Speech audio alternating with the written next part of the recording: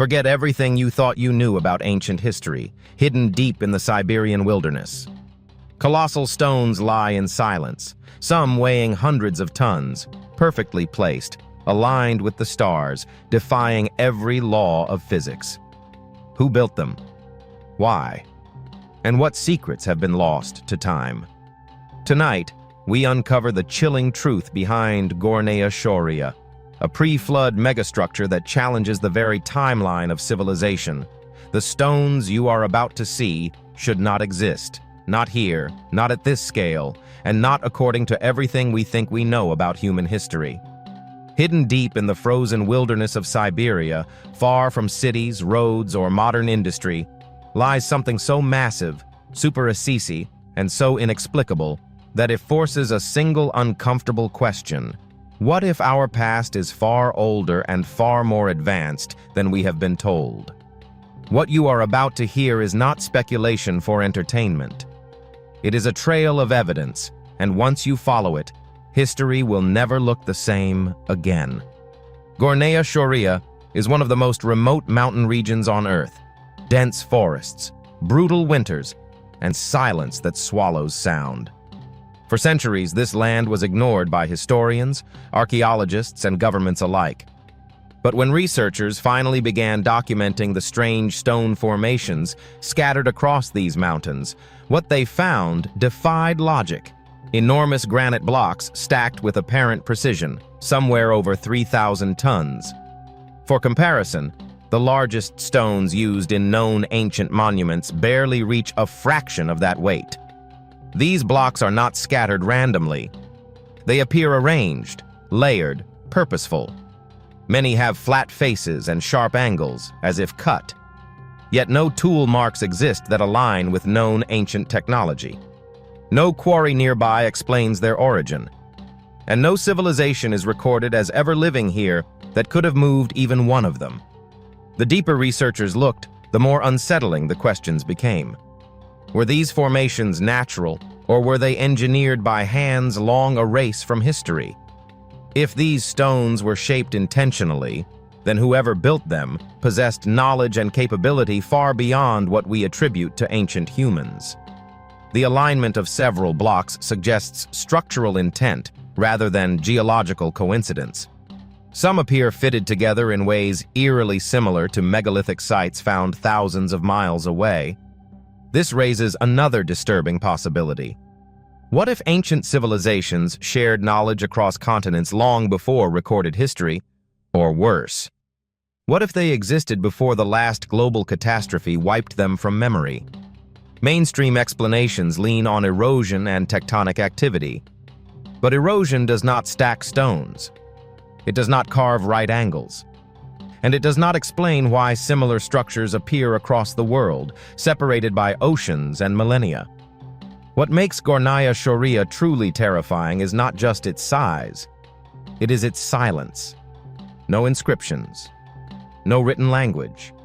No cultural trace. Just stone. As if its builders knew something we do not. Or as if they built it, knowing it would one day be forgotten. Some researchers believe these stones may predate the last ice age. If true, this would place them tens of thousands of years earlier than our current timeline allows. That would mean civilization did not begin after the ice receded. It would mean it existed before and was destroyed. For decades, the Great Pyramid was labeled a tomb, a resting place for a king, a monument to ego. But that explanation has always been thin. No mummy was ever found inside. No burial inscriptions. No funerary artifacts. What exists instead is a level of engineering precision that rivals modern technology. The pyramid is aligned almost perfectly with true north, with a margin of error so small it should be impossible without advanced instruments. Its internal chambers follow mathematical ratios that echo constants we would not formally define until thousands of Crook years later. Why would a tomb require this level of accuracy? Why build it with stones weighing tens of tons transported across vast distances if its only purpose was burial? Some researchers argue the pyramid functioned as something else entirely. A power station. a resonance chamber, a machine designed to interact with Earth itself, granite chambers rich in quartz, narrow shafts aligned with specific stars, acoustic properties that amplify vibration. These are not features of a grave. They are features of a device. If the pyramid was functional, not symbolic, then ancient Egyptians inherited knowledge rather than invented it. Knowledge from a time before the flood myths that appear in cultures worldwide. And that idea connects directly back to Siberia. Massive stone construction. Advanced understanding of physics and builders whose origins are lost. Now consider this. If a global civilization existed before recorded history, it would have been destroyed by a planetary event, rising seas, shifting poles, a sudden climate collapse. Survivors would pass fragments of knowledge to future cultures, pieces, symbols, stories, and monuments. Gornaya Shoria could be one of those fragments.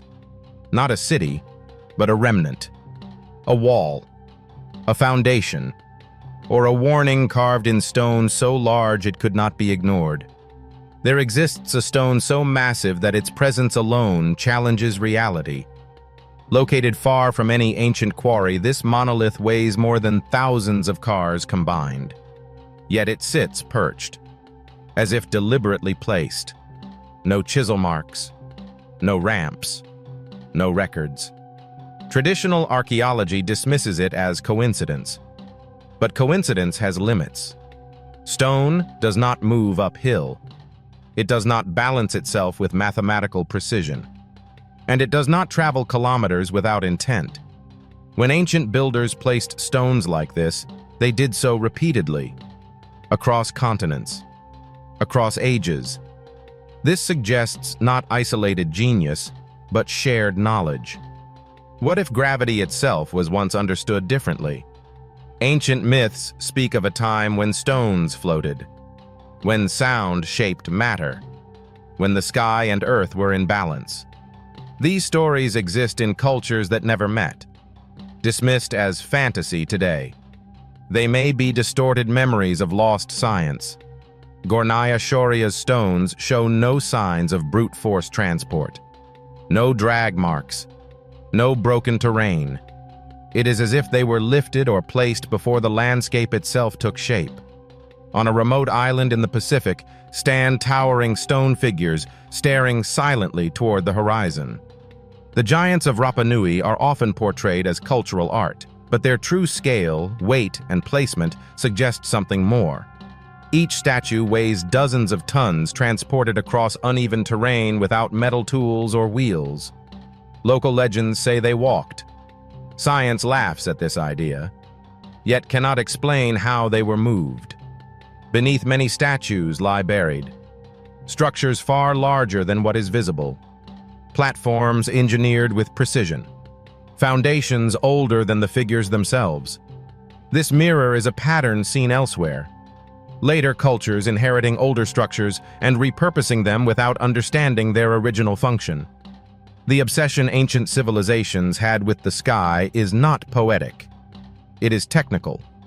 Structures aligned to solstices, equinoxes, star risings, lunar cycles. This level of astronomical knowledge suggests long-term observation and advanced calculation, not primitive guesswork. Why was this knowledge so important? Because it was survival-based. Tracking cosmic cycles meant predicting disasters. Floods, climate shifts, celestial impacts. The builders of Gornaya Shoria may have encoded this knowledge in stone using scale and placement instead of language. In the mountains of South America, enormous stone walls cling to cliffs as if gravity does not apply. Blocks interlock with such precision that a blade cannot fit between them. Earthquakes that destroy modern buildings leave these walls untouched. This technology was not developed incrementally. It appears fully formed as if inherited. The same can be said for stone platforms in Japan that seem carved by machines, or massive stone pillars in Guam whose purpose remains unknown, or Europe's largest megalith. standing quietly while millions pass without realizing what it represents. Each site is treated as an isolated mystery, but when connected, they form a pattern too consistent to ignore. A global architecture, a lost blueprint, a civilization erased not by time, but by catastrophe.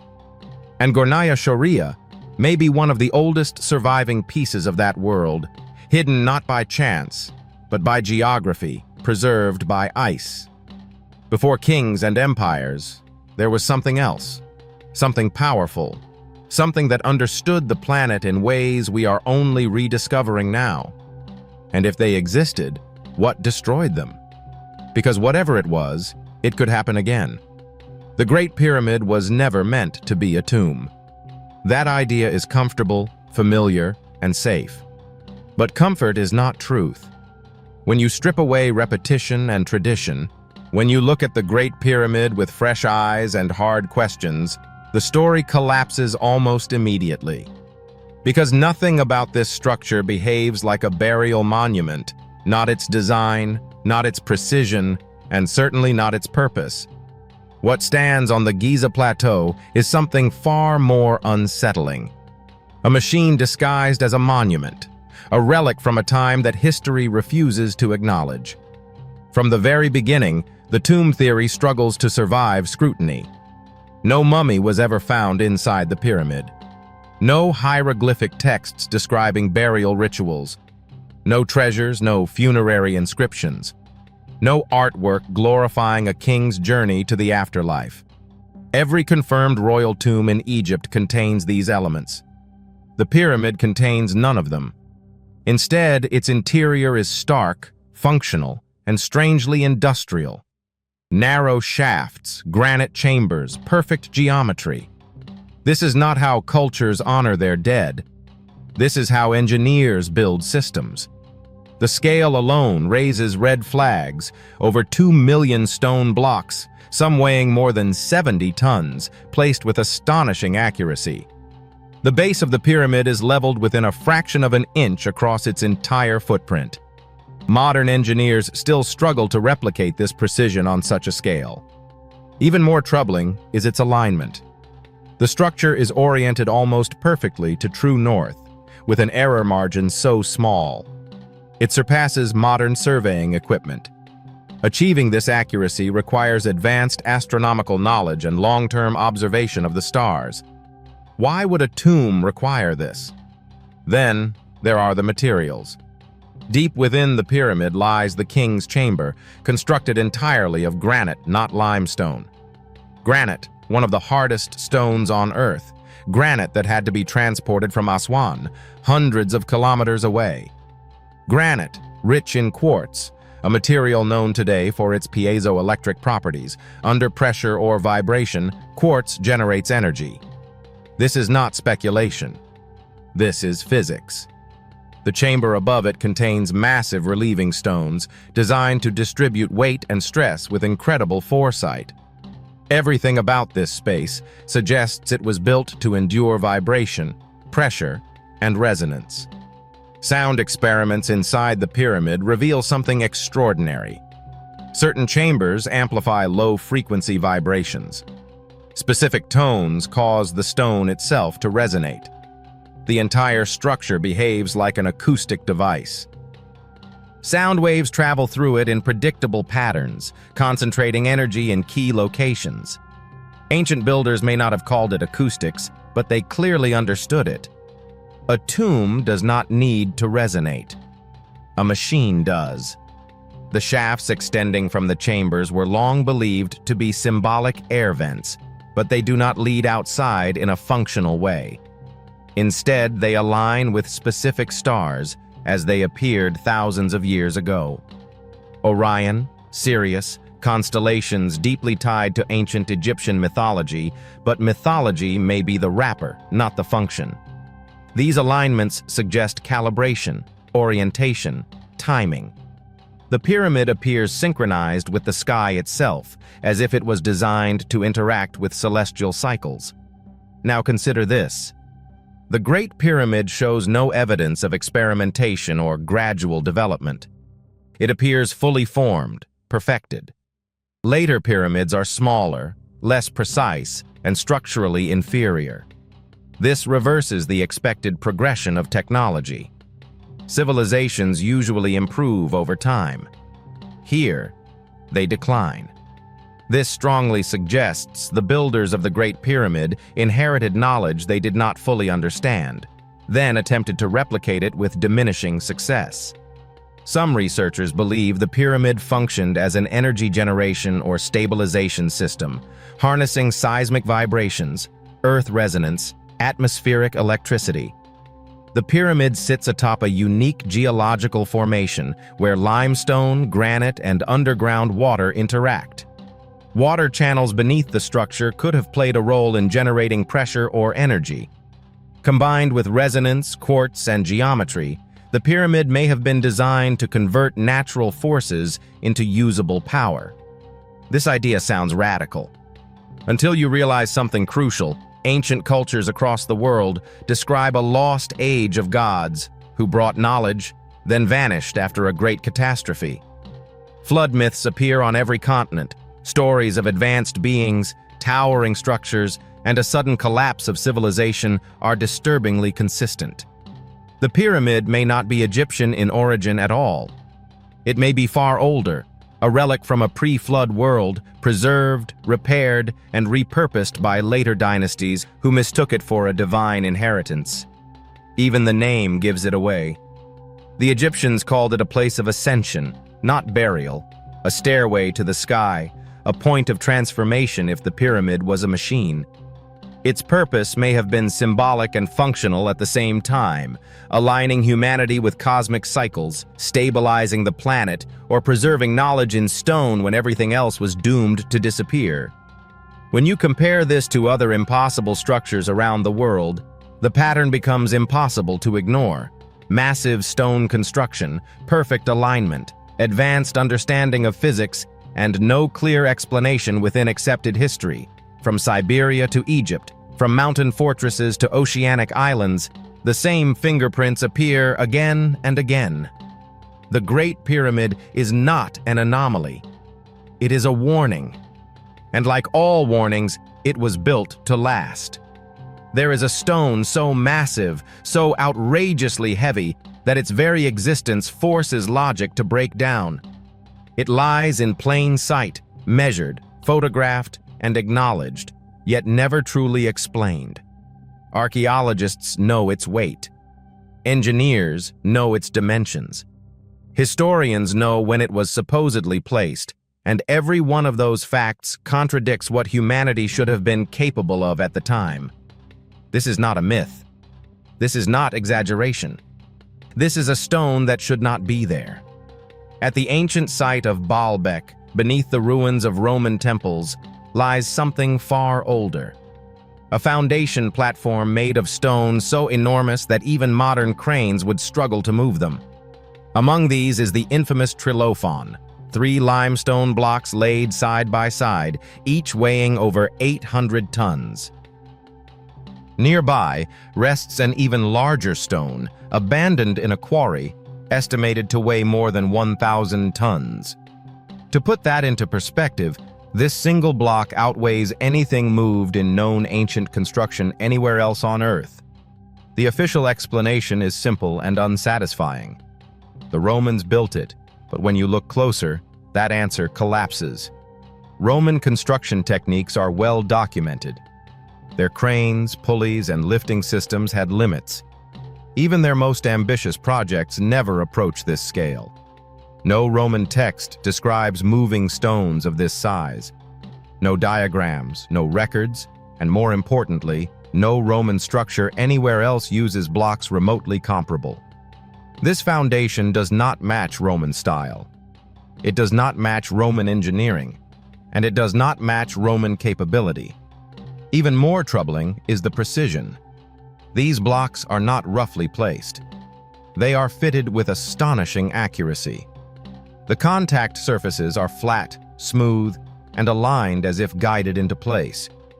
There are no signs of repeated attempts, no fractured edges, no corrective chiseling.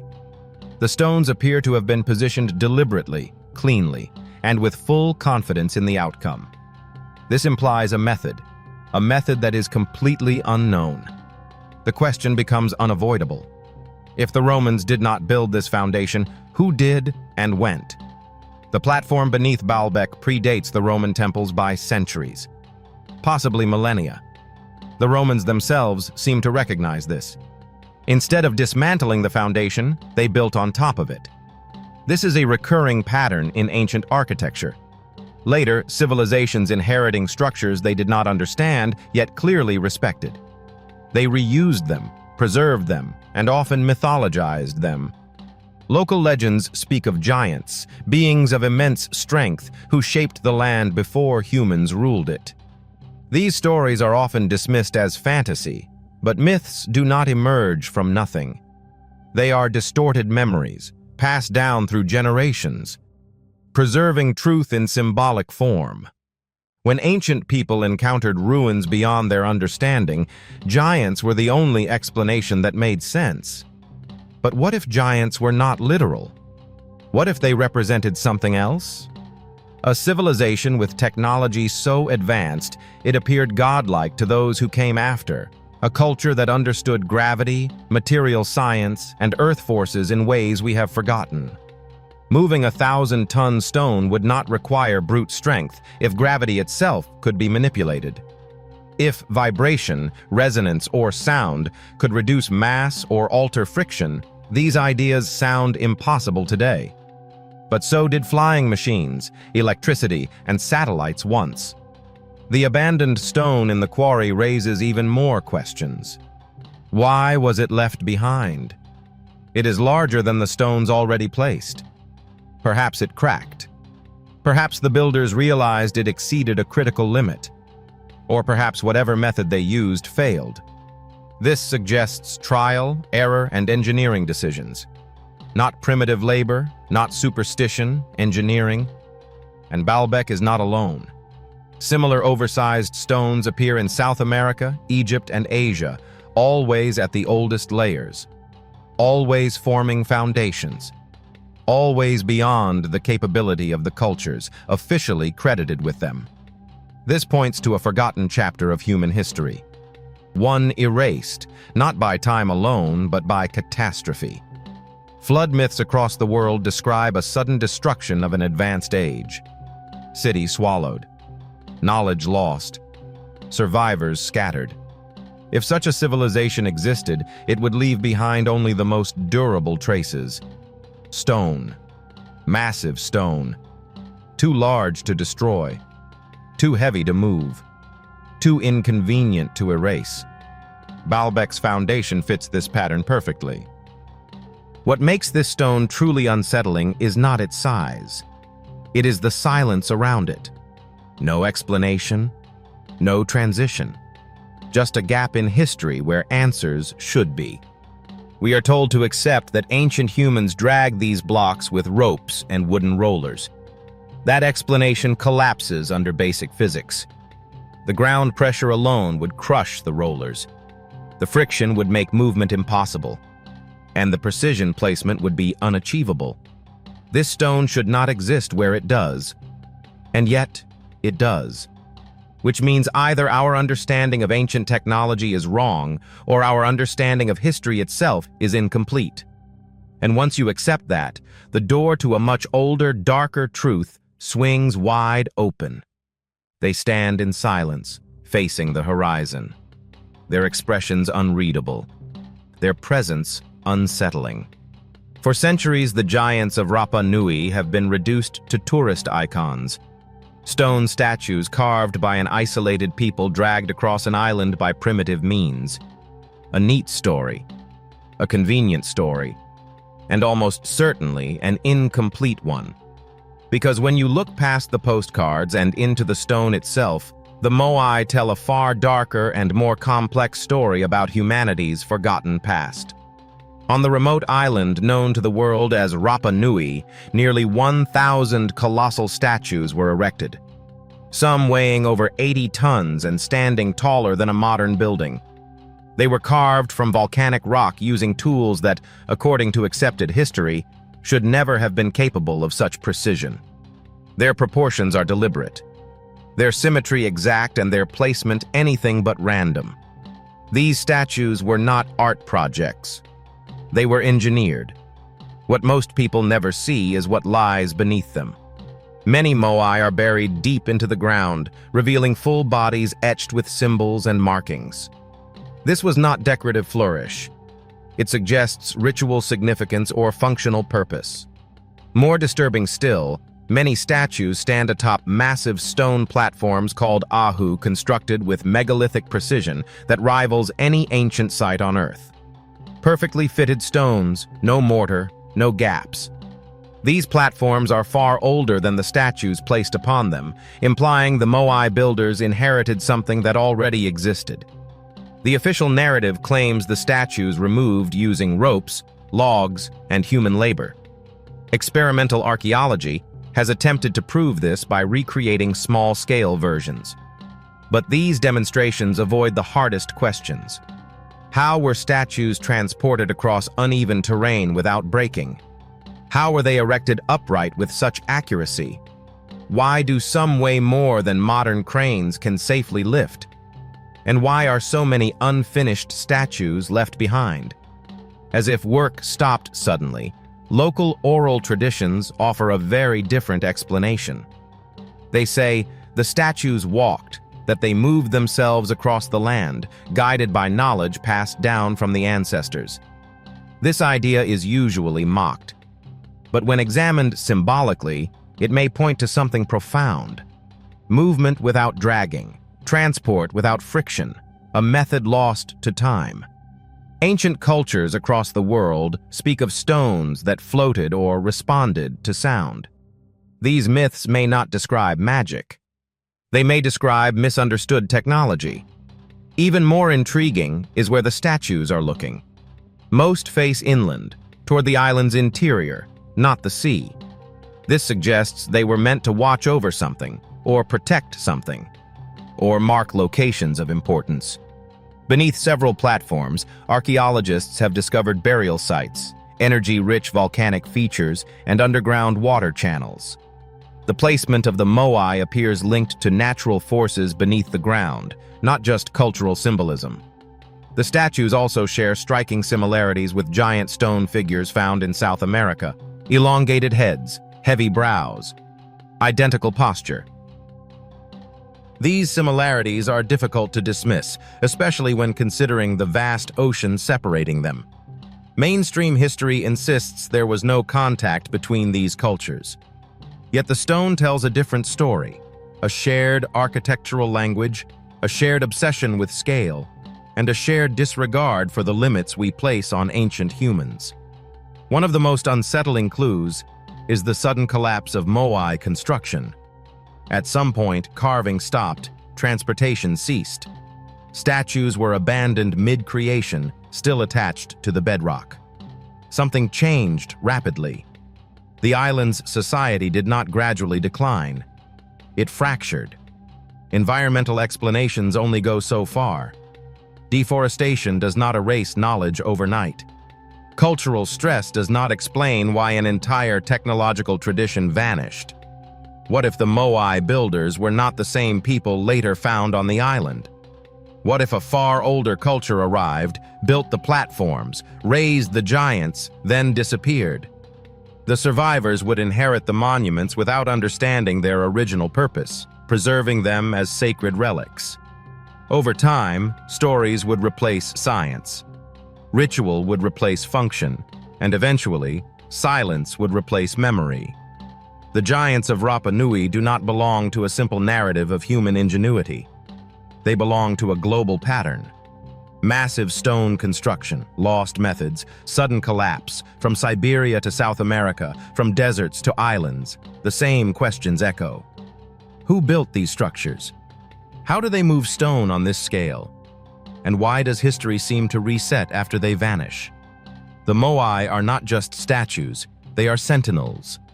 Standing watch over a truth we are only beginning to remember. From the moment the first stone was set upright, ancient humanity was not looking inward. It was looking up. The sky was not decoration. It was not myth alone.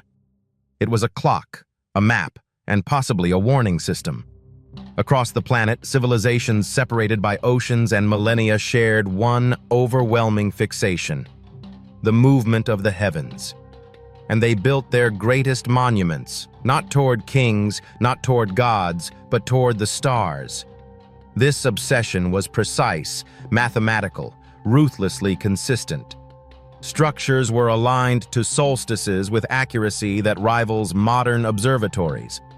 Stone corridors framed sunlight on a single day of the year. Towers tracked the slow drift of constellations over centuries. This was not symbolic sky worship. This was long-term data collection carved into stone at Stonehenge. Massive megaliths weighing up to 40 tons were erected in concentric rings. For centuries, it was dismissed as a primitive calendar, but modern analysis revealed something far more disturbing. Stonehenge tracks solar and lunar cycles simultaneously.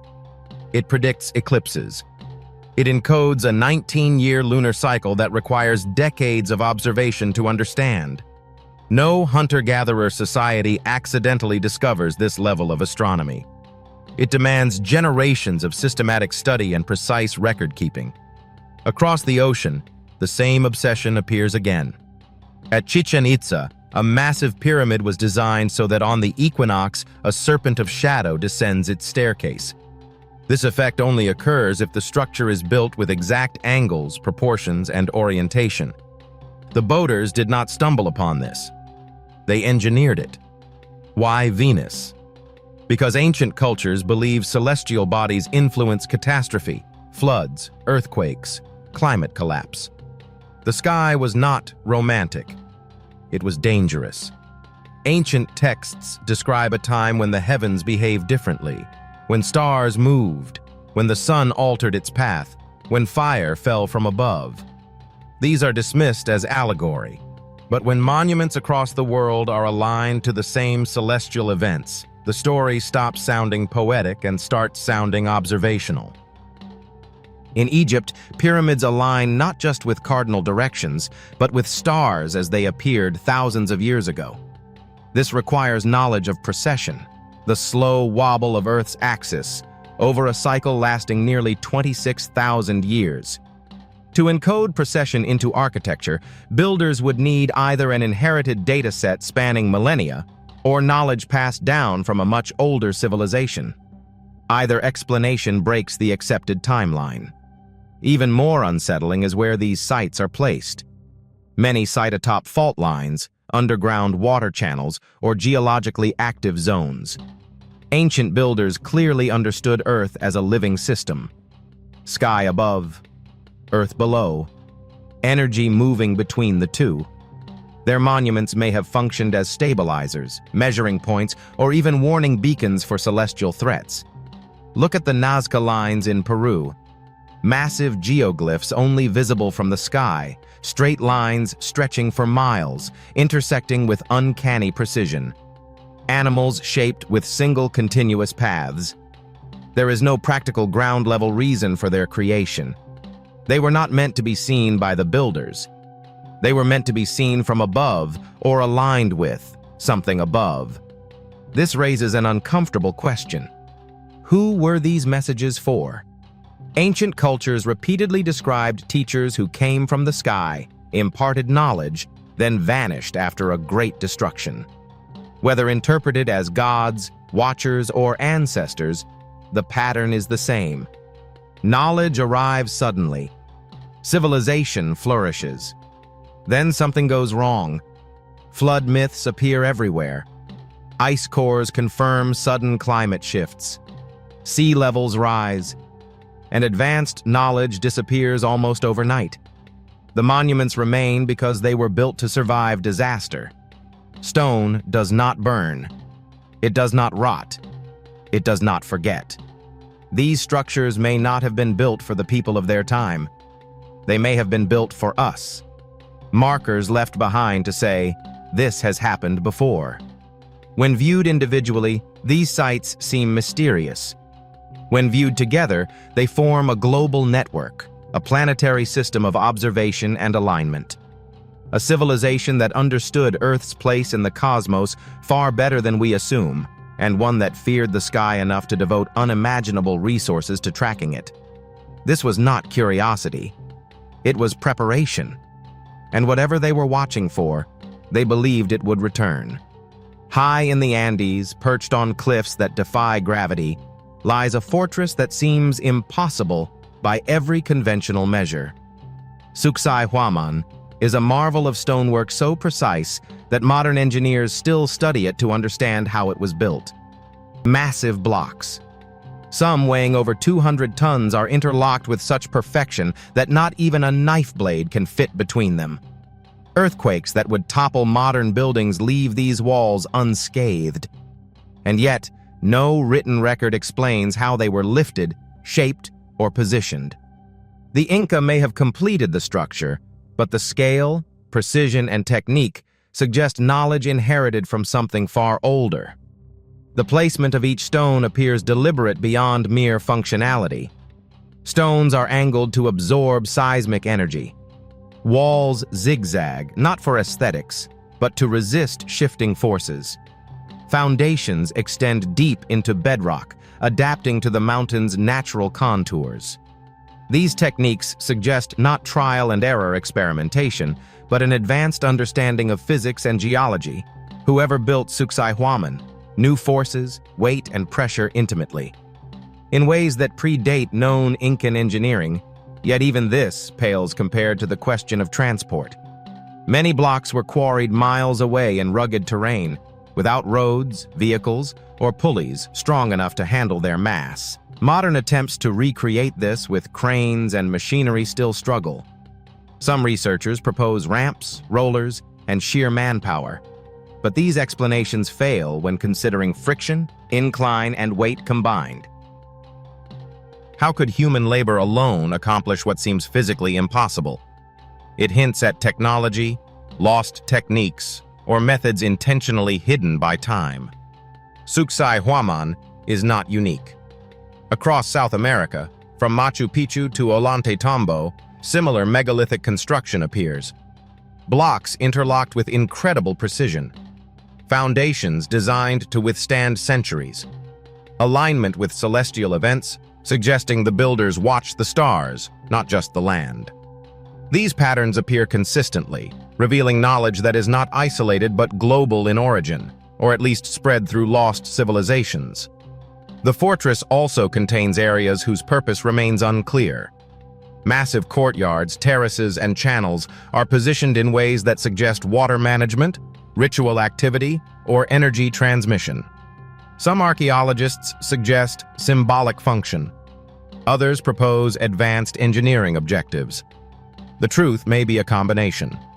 Functional, ceremonial, and technical knowledge encoded into architecture, preserved through generations. But the original purpose remains partially hidden, obscured by time and intentional obfuscation. When we consider these walls alongside other ancient marvels, a disquieting pattern emerges. The Great Pyramid, Baalbek, Granaya Shoria, and now Sacsayhuaman share characteristics that defy known historical timelines.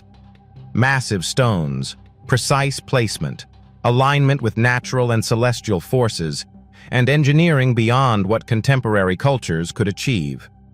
Each site exists as a fragment of a lost puzzle, suggesting an older, highly advanced civilization.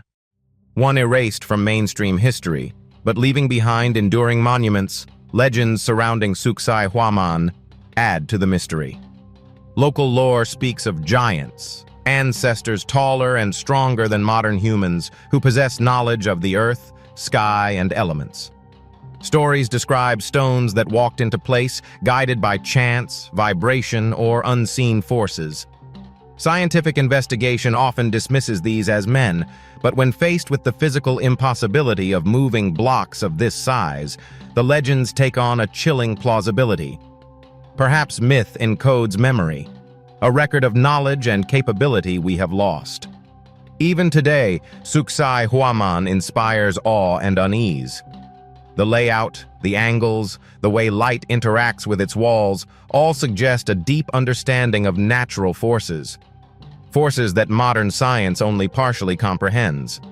Some speculate that these structures were intended as stabilizers, harmonizing energy within the Earth, or has a form of recording knowledge through geometry and stone. The fortress also hints at a cultural memory of catastrophe.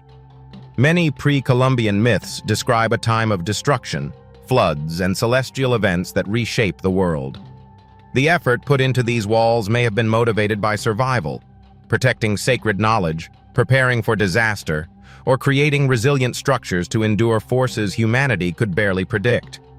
The stones themselves may encode this memory, serving as both archive and warning. Sacsayhuaman's significance cannot be overstated. It forces historians and archaeologists to confront uncomfortable questions. How did ancient humans achieve this?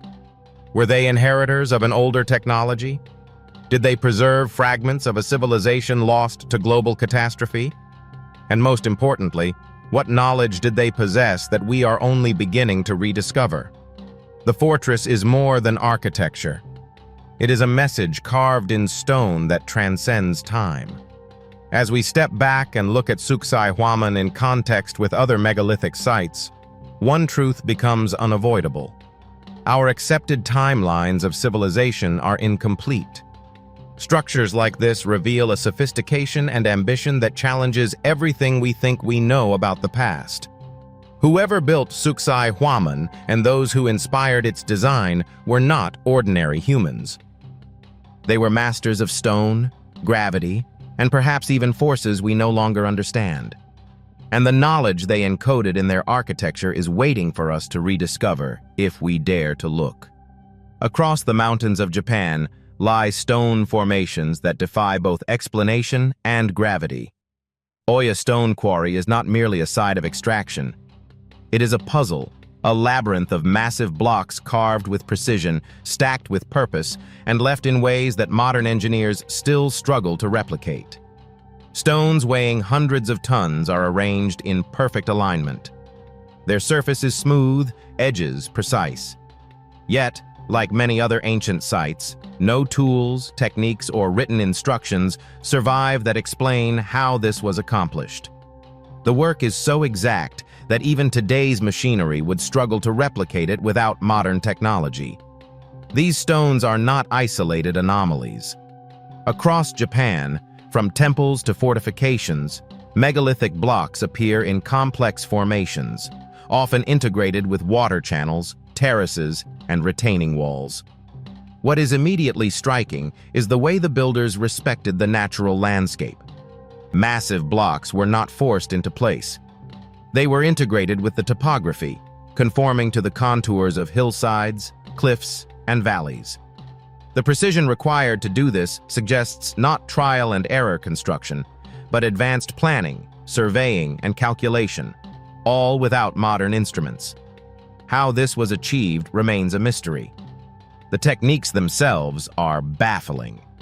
Carving granite with such smoothness and fitting massive blocks together without mortar or binding agents implies knowledge of forces, pressure, and geometry that surpasses the tools and methods credited to the era. Some stones exhibit perfect right angles and planes that meet seamlessly with neighboring blocks. Others are interlocked in ways that allow for minimal movement during seismic activity. Earthquakes, which would collapse ordinary structures, leave these formations intact, suggesting intentional engineering for stability, resilience, and perhaps even longevity beyond imagination. Even more mysterious is the evidence of partially finished stones, abandoned mid-process, suggesting the builders had methods we cannot fully reconstruct. Some blocks show no chisel marks at all, as though the material itself was altered by unknown means. Legends passed down locally speak of magical techniques, methods that allowed stones to move as if they were lighter than air or to fit perfectly by command. These tales, dismissed by modern scholars as myth, align eerily with similar traditions found in Peru, Egypt, and Europe. Could there have been a shared knowledge, a lost technology, or a civilization so advanced it's banned continents? The placement of these blocks also hints at astronomical or energetic significance. Some formations align with solstices, equinoxes, or distant celestial markers. Others are arranged in patterns that suggest symbolic or functional resonance with natural energies, underground waterways, or even magnetic forces. The builders may have been attempting to harness or interact with the Earth itself, encoding their understanding of geophysics and cosmology into stone.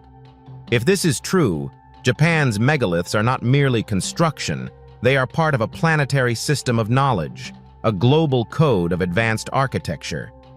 The quarry itself raises more questions than it answers. Unlike conventional quarries where stones are extracted and transported to nearby construction sites, the Oya Stone Quarry contains blocks left in situ, some enormous and seemingly abandoned for no reason. Their positioning suggests intentional placement rather than mere storage.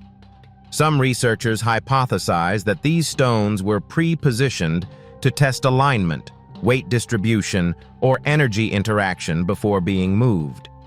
Others speculate that they were left as markers, memorials, or even warnings. Whatever the reason, their existence defies conventional logic. Connecting these stones to other megalithic sites globally amplifies the mystery. The Trilithon at Baalbek, Saksa Huaman and Pru, Gornaya Shoria in Siberia, and the Moai of Rapa Nui all share common features: enormous scale, precise placement, engineering beyond contemporary capability, and alignment with natural forces. Japan's stone sites, though isolated geographically, fit this pattern perfectly. These constructions are not cultural anomalies. They are fragments of a forgotten technological tradition, scattered across the globe, waiting for recognition. Even local folklore supports the theory of advanced knowledge. Stories of spirits, giants, and magical techniques suggest memory of a time when stonework was guided by forces beyond human strength alone. These oral histories, often dismissed by modern scholarship, may encode real knowledge, passed down through generations, shrouded in allegory, to preserve it from loss or destruction. Across continents, myth and megalith intersect in ways that demand serious consideration. Perhaps the most unsettling aspect of Japan's megaliths is their silent warning. Unlike ruins that crumble over time, these stones endure. They resist earthquakes, erosion, and centuries of human activity. Their precision, their placement, and their scales suggest intent. Structures built not for temporary use, but for permanence. The builders intended for these stones to survive, perhaps as messages, as markers, or as archives of knowledge, preserved against the decay of civilizations. The floating megaliths of Japan, as some researchers have dubbed them, are more than quarries or construction sites. They are a testament to lost knowledge. They challenge every assumption about human capability in history. They suggest a global network of understanding, a forgotten era when humanity or someone else interacted with the planet in ways we are only beginning to recognize. To stand among these stones is to confront the uncomfortable possibility that our understanding of history is incomplete, that technology and knowledge have existed before, in forms we can scarcely imagine, and that remnants of that ancient intelligence still stand silently, waiting for discovery, far across the Pacific Ocean. In the tropical paradise of Guam lie the remnants of structures that have puzzled explorers, archaeologists, and historians for generations. The island's most mysterious feature is the ancient latte stones, massive megalithic pillars paired with capstones, arranged with meticulous precision. Guam latte stones are not merely monuments. They are clues, remnants of a civilization that engineered with sophistication and understanding, far beyond what the official timeline of history allows. Latte stones, some weighing multiple tons, were used as foundations for elevated buildings, but their design raises immediate questions. The stones were carved from volcanic basalt and limestone, transported over considerable distances across the rugged island terrain. No written records describe the tools or techniques used. The precision and shaping and balancing these stones is remarkable.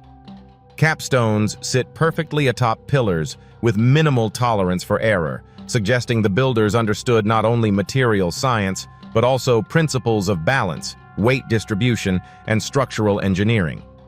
For people assumed to be relatively isolated and technologically limited, these feats are extraordinary. But the mystery deepens when examining the placement of the stones. Many latte sets align with celestial body solstices, equinoxes, or the rising of particular stars. Some scholars suggest this alignment is coincidental, but statistical analysis reveals patterns too precise to dismiss. The structures functioned not only as foundations, but as observational tools, perhaps encoding astronomical knowledge or serving ceremonial purposes tied to the cycles of the sun, moon, and stars. This duality of function, both structural and astronomical, is a hallmark shared with other megalithic sites around the Prove world, from Stonehenge to Machu Picchu, suggesting a shared or inherited understanding of cosmic principles. The construction of latte stones also hints at lost technology. Moving blocks, weighing several tons without the wheel or metal machinery, should have been impossible. Yet they were positioned with care and consistency. Local legends speak of chants or methods that allowed stones to walk into place, implying vibration or sound could have played a role, while these stories sound fantastical. The physical reality of the structures demands an explanation. Could ancient people have discovered techniques to manipulate weight and leverage in ways that modern engineering has yet to fully understand? And if so, how widespread was this knowledge? Even more intriguing is the sheer scale and consistency of the latte sites across the island. Hundreds of these stone pillars exist, suggesting not sporadic construction, but a highly organized effort spanning generations. The builders were not experimenting. They were replicating a precise architectural system. This implies a level of social organization, engineering knowledge, and long-term planning that challenges conventional assumptions about pre-colonial Pacific societies. These communities were not isolated. They were inheritors of methods and traditions that may have originated millennia earlier, potentially from a global megalithic network, now lost time. Archaeological studies reveal additional layers of mystery beneath many latte sites, lie older stone platforms and foundations that predate the visible structures, often using larger stones with more precise fitting. This pattern suggests a sequence of construction spanning eras, with knowledge passed down, refined, and preserved. The latte stones we see today may be the final iteration of a much older, more sophisticated tradition, one partially lost through natural disasters, colonization, and the erosion of oral history. Comparison with other sites highlights an even more unsettling possibility. Massive stone constructions in Japan, Siberia, Peru, and Lebanon share features with Guam's latte pillars. Extraordinary weight, perfect fitting, alignment with natural or celestial forces, and absence of contemporaneous technological explanation. Across thousands of miles and multiple cultures, the same patterns emerge. Coincidence seems impossible. The evidence points to either a shared technological knowledge long forgotten or a series of civilizations with capabilities far beyond what history currently admits. The latte stones also offer clues about human adaptation to environmental threats. Elevated structures would protect against flooding, typhoons, and other natural hazards. Their placement, size, and orientation reflect a deep understanding of local ecology and climate encoded into stone. This knowledge was practical and symbolic at once, blending engineering, survival, and culture into enduring architecture. It demonstrates a sophistication that modern interpretations often underestimate, hinting at a lost interplay between human skill, environmental awareness, and perhaps even a spiritual connection to the earth. Ultimately, the latte stones of Guam are more than foundations. They're messages carved into the landscape, silent witnesses to a past we barely comprehend. They challenge everything we assume about technology, society, and history in the Pacific. Each stone, carefully balanced and precisely placed, demands recognition, not just for its artistry, but for the ingenuity, foresight, and knowledge it embodies. And as we piece together this ancient puzzle, a pattern emerges. Across oceans, mountains, and deserts, humanity, or its predecessors, left behind monuments that endure far longer than records, myths, or civilizations themselves. Guam's latte stones are part of that global enigma, urging us to reconsider what we know and to confront the uncomfortable possibility that the story of human history is far older, far more complex, and far darker than we have been told. In Europe, hidden in plain sight, stands a megalith so massive, so precise, that it defies explanation. Karnak stones stretches for miles, thousands of standing stones arranged in rows, alignments, and circles. For centuries, scholars and travelers have speculated about their purpose: ceremonial, astronomical, religious, yet no definitive answer exists. The sheer scale and precision of these stones suggest a civilization with knowledge and capability far beyond what the official timeline allows. Unlike the pyramids, which are isolated and monumental, the Karnak stones form a network, a web of alignment and placement that seems to encode knowledge lost to us.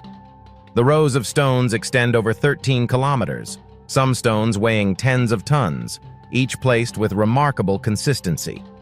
They are oriented in patterns that mirror the sun's seasonal movements, lunar cycles, and possibly even stellar alignments. Unlike typical monuments, these stones are not clustered around a single focal point. Instead, they form an expansive system that integrates topography, horizon lines, and celestial observation. Such design implies a profound understanding of the relationship between Earth and sky, geometry, and long-term planning, a level of sophistication rarely credited to prehistoric European societies. One of the most unsettling aspects is the uniformity of the stone shapes. While some variation exists, many are cut with straight edges, flat surfaces, and precise angles. The effort required to quarry, transport, and erect these stones is staggering. There are no records of tools capable of achieving this precision. No evidence of roads or machinery sufficient to move stones weighing dozens of tons. Yet they stand, some upright, some lying as if in mid-placement, silently challenging assumptions about the capabilities of Neolithic humans. Adding to the mystery are the legends surrounding the stones. Local folklore speaks of giants who arranged them, of sorcery and magic that made the stones move as if alive. While such tales are often dismissed as myth, they echo themes seen in other megalithic cultures worldwide, from the Moai of Rapa Nui to the colossal blocks of Baalbek and Sacsayhuama. Could these stories preserve memory of real techniques now lost to time? Or are they symbolic representations of forces beyond ordinary human comprehension? Archaeologists have debated their purpose for centuries. Some suggest ritual or religious use. Some propose astronomical observatories, while others argue for territorial markers, yet none fully account for the effort invested. Why align thousands of stones over kilometers of rough terrain? Why ensure precise orientation with celestial events when simpler designs would suffice for ritual? The answer may lie not in culture, but in technology. Whoever built these rows of stones possessed knowledge of astronomy, engineering, and material science that we are only beginning to rediscover. The placement of the Karnak stones also hints at a broader network. Similar alignments and massive stone structures appear across Europe. Brittany, Scotland, and Ireland all contain megaliths with comparable scale and precision. Despite geographic isolation, these cultures built using a similar architectural language. Massive stones, deliberate orientation, and interlocking placement designed for endurance and alignment with natural forces. This consistency suggests not isolated innovation, but shared knowledge, whether through migration, trade, or inheritance from an older civilization. One of the most disconcerting features is the lack of records. Unlike Rome, Egypt, or Mesopotamia, where writing preserves intent, Europe's megalithic builders left no written explanation. Only the stones remain silent, imposing, and deliberate. Their very silence conveys a message. The builders intended for their work to endure beyond memory, to survive catastrophe, and to communicate something to future generations. Even when knowledge itself was lost, in essence, the Karnak stones may encode both function and warning, preserved in granite against time and decay. Some researchers propose that the stones served as early observatories, measuring solar and lunar cycles with extraordinary precision. Others suggest they interacted with magnetic or acoustic properties of the Earth. Experiments reveal that large stone arrangements can influence local resonance, amplifying certain frequencies or interacting with electromagnetic fields. Could prehistoric humans or their predecessors have known this? Could they have designed the rows, not merely for ritual but to monitor or manipulate natural forces, encoding practical knowledge into stone? When you place the Karnak stones in the context of global megalithic sites, the pattern becomes impossible to ignore. From Baalbek to Sacsayhuaman, from Gurnaya Shoria to Rapa Nui, humanity, or someone before us, has repeatedly built with massive stone, precise alignment, and long-term purpose. Each site, isolated in location and culture, shares the same hallmarks: impossible transport, advanced engineering, integration with natural forces, and intentional endurance. Europe's largest megalithic arrays are not exceptions. They are part of a planetary puzzle, remnants of an intelligence lost to time. And so, standing among the Karnak stones, one cannot help but feel the weight of incomprehensible knowledge. These stones were placed to endure, to communicate, and to survive. They are not merely monuments. They are archives, warnings, and echoes of a civilization or civilizations capable of engineering, planning, and understanding far beyond what we have been taught. The question is not whether the stones are mysterious. The question is whether we are ready to face the truth they have been guarding for thousands of years. Above the vast windswept plains of Siberia, in the remote forests of Gurnaya Shoria, lies a structure so immense, so meticulously constructed, that it challenges everything we know about human history. Unlike the pyramids, the megaliths of South America, or the stone monuments of Europe. This site is hidden in isolation, preserved in snow and shadow for millennia. Its sheer size and the precision of its stones suggest knowledge and capability far beyond what conventional history attributes to the peoples of this region. And yet, it exists, largely unnoticed, waiting to force us to reconsider the story of human civilization. From the moment you approach, the scale is overwhelming. Massive stone blocks, some weighing hundreds of tons, are arranged in formations that defy simple explanation.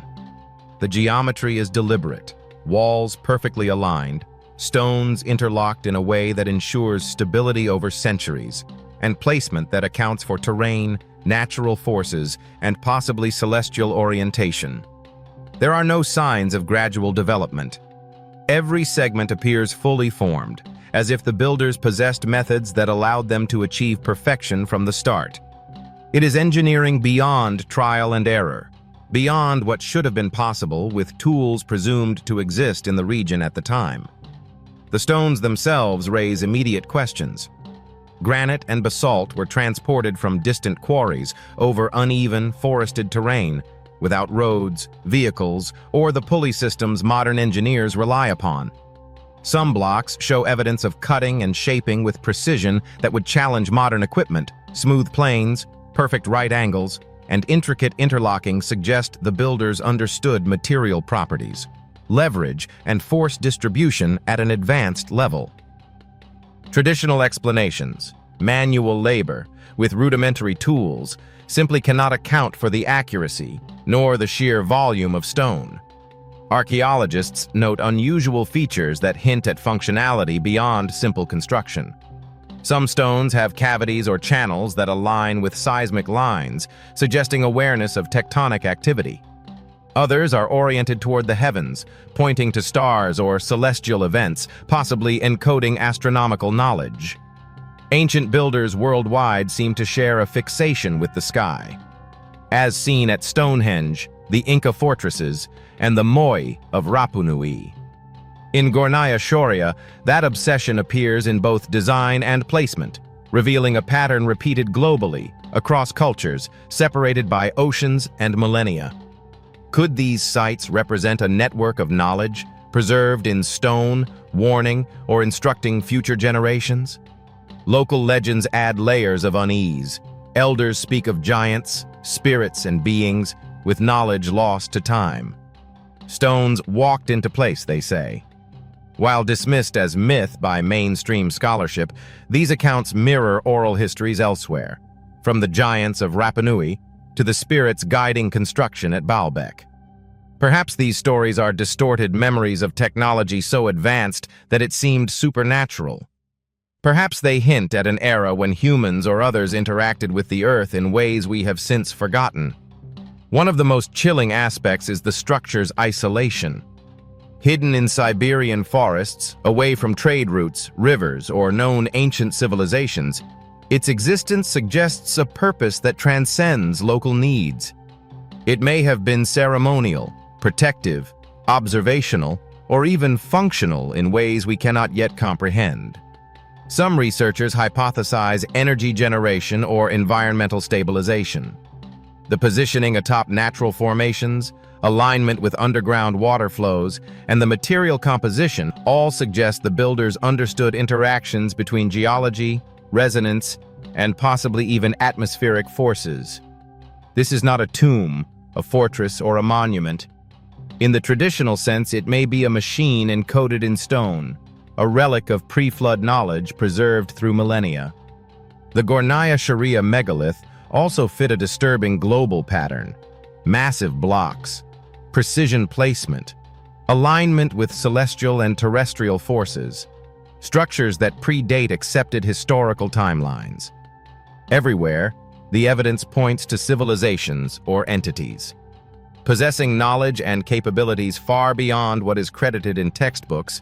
The structures are too sophisticated to be accidental, too large to be mere monuments, too precise to be explained by simple human ingenuity alone.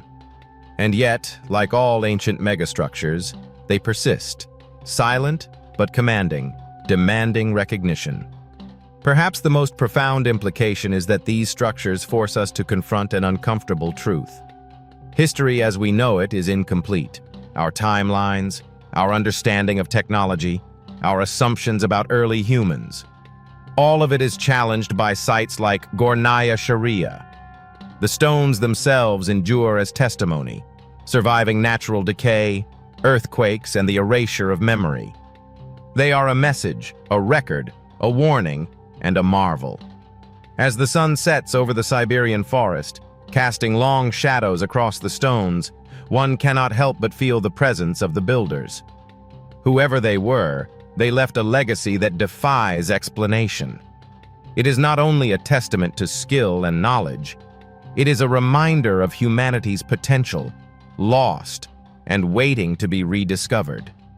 To study Gornaya Shoria is to peer into a dark chapter of history, one that may rewrite everything we thought we knew, and in that silence, standing among these impossible stones. The past speaks to us with a voice that is at once awe-inspiring and chilling. The world was far more advanced than we have been told, and the knowledge of that era still waits, buried in stone, to be remembered. The enormity of Gornaya Shoria's megaliths is only the beginning of the mystery. Beyond their size and precision lies a complexity of construction that challenges every assumption about ancient engineering. The walls are not just stacked stone, they are interwoven networks of blocks that account for weight distribution, seismic activity, and possibly even vibrational resonance. Modern engineers, when analyzing these structures, find angles and joints that distribute pressure in ways only understood today through advanced physics. Each stone fits into the next, with almost surgical precision. A single misalignment could have caused catastrophic failure, yet the builders achieved near perfection on the first attempt. Transporting the stones to the site is itself a monumental puzzle. Many blocks were quarry kilometers away, from sites with treacherous terrain and limited access. Without roads, pulleys, or wheeled vehicles, moving stones that weigh hundreds of tons seems impossible. Yet the arrangement of the stones at Gornaya Shoria demonstrates not only successful transport, but deliberate placement in exact positions, sometimes on steep inclines or uneven ground. Theories involving manpower alone crumble under scrutiny. The friction, incline, and sheer mass make conventional methods implausible. Some researchers propose unknown mechanical or vibrational techniques, methods that may have been lost with time or purposefully hidden. Further examination reveals layers of sophistication and stone shaping. Many surfaces are perfectly planar, with sharp angles and edges aligned within millimeters over distances of tens of meters. Some blocks have channels, grooves, and interlocking joints designed to increase structural stability. These details suggest builders had not only the skill, but the knowledge to manipulate stone beyond brute force. Understanding of leverage, compression, and load distribution. Such expertise implies a tradition of engineering inherited over generations, possibly tracing back to civilizations predating recorded history. Alignment with celestial bodies adds another dimension to the mystery. Some sections of Gornaya Shoria appear to track the sun and stars, with walls and stone faces oriented towards solstices. Iki nugs. O de Stonkon Stericium. This parallels patterns found at Stonehenge, the Inca fortresses, and the Moai of Rapa Nui. The repeated global motif suggests that ancient civilizations, or an earlier advanced civilization, were systematically observing the heavens, encoding that knowledge into stone across continents. This was not mere decoration or ritual. It was functional, perhaps a combination of astronomy, survival, and knowledge preservation. Local legends provide additional clues. Stories of giants and spirits assisting in construction mirror myths from other megalithic sites worldwide. While scholars dismiss these as folklore, there is an unsettling pattern. Myths often encode real knowledge. Perhaps these tales preserve methods or principles that allowed ancient builders to achieve feats modern science deems impossible. Could vibration, sound, or undiscovered forms of leverage have played a role in moving these enormous stones? Oral tradition may be the only surviving record of technologies lost to history. Archaeological surveys also reveal anomalies beneath the surface. Subterranean channels, depressions, and cavities suggest the builders accounted for hydrology and geophysics. Water may have been used as a leveling mechanism, or channels may have served to relieve pressure from earthquakes, evidence of heat treatment, or polishing hints at material manipulation beyond mere chiseling.